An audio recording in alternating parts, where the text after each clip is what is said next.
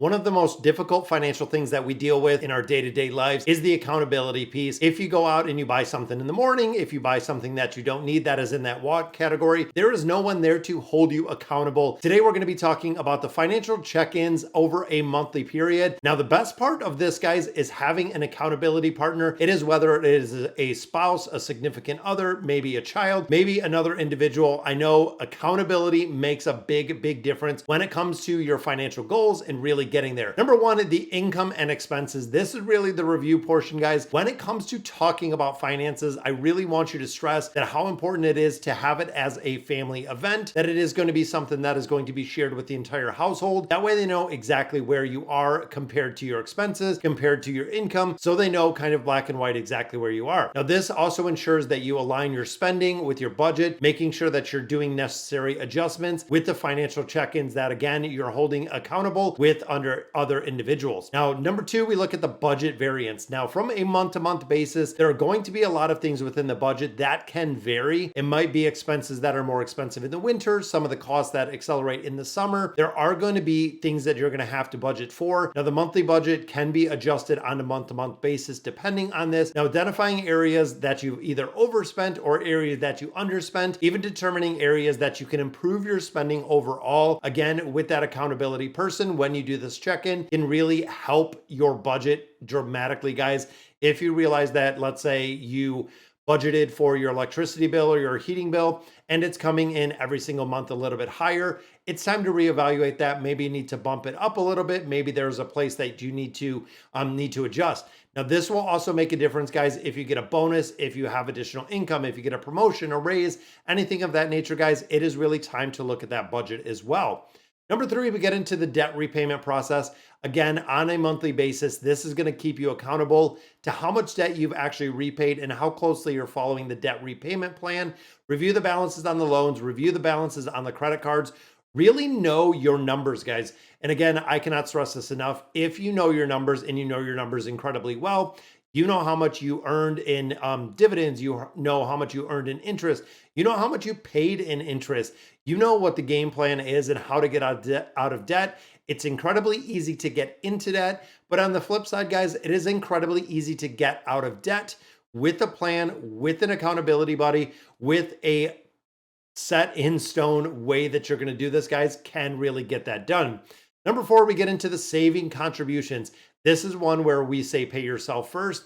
Make sure that you're making contributions into that savings account every single month, regardless of your financial situation, $20, $50, $100.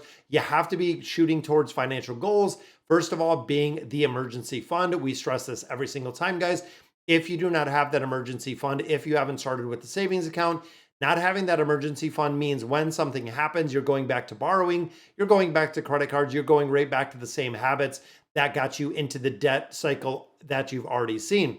Now, also saving for retirement, specific purchases, vacations, if you're saving for a down payment for a house, this can also accelerate. And again, accountability buddy, this can really deem how much you can put into savings and where your savings is currently at. Now, looking at number five, guys, it is investment performance. Now, this is actually an interesting one. If you have any investments, if you have a 401k, look at the performance. You have to make sure that whether you're doing it on a monthly, a bi-monthly, an annual basis, you need to see exactly where your investments are and ensure that they are in the exact place that you want them to. For a majority of people, they might put it into like target date funds.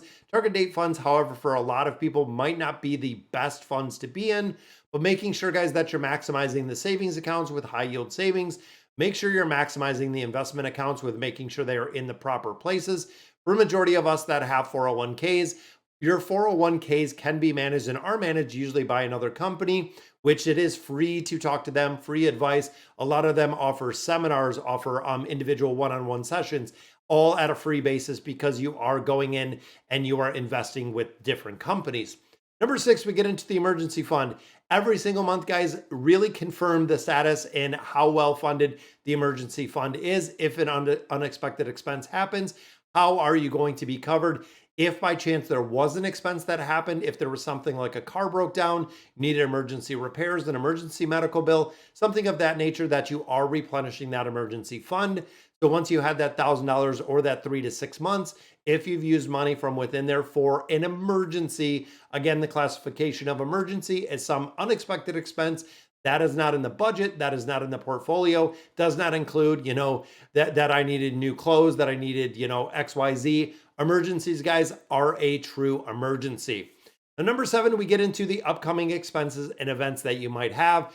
Birthdays, holidays, planning for the purchases, again, make a game-changing difference, guys. You have to adjust your budget accordingly when it comes to, let's say, Christmas.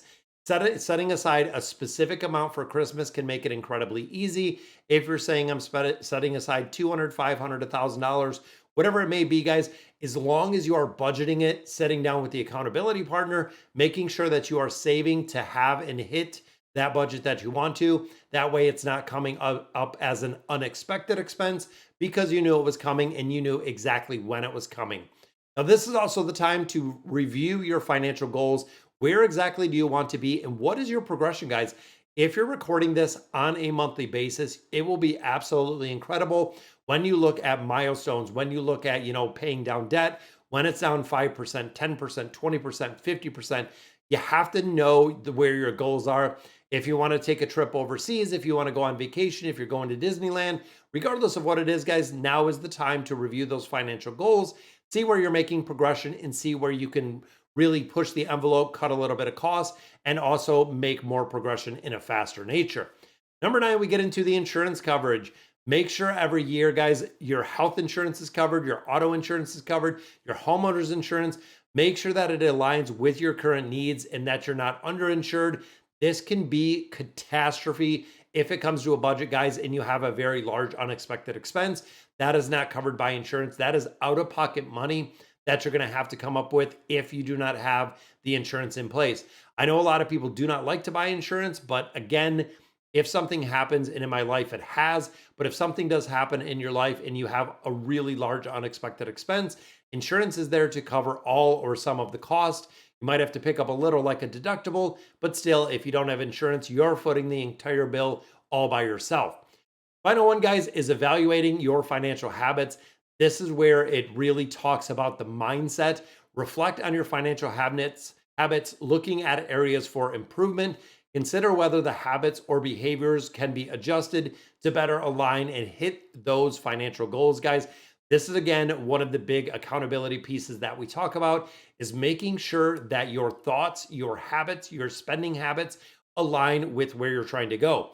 If you're going to give up, a $5 latte every single day to not only cut down your budget or even cut down your expenses, but if that $5 on a daily basis means that you're going to be able to go on that vacation, you're going to have money for birthdays and holidays, you really need to prioritize what's important in life, honestly, with a mindset and a financial mindset at that. All of this can be achieved, guys, going to YouTube. There's books, there's a lot of knowledge, even hitting up your local library where a lot of people go. You can get a ton of resources if you're willing to put the time and the effort for absolutely free from your local places. So guys, that'll do it for today's video. Let me know in the comments what you guys think, and I'll catch you in the next video.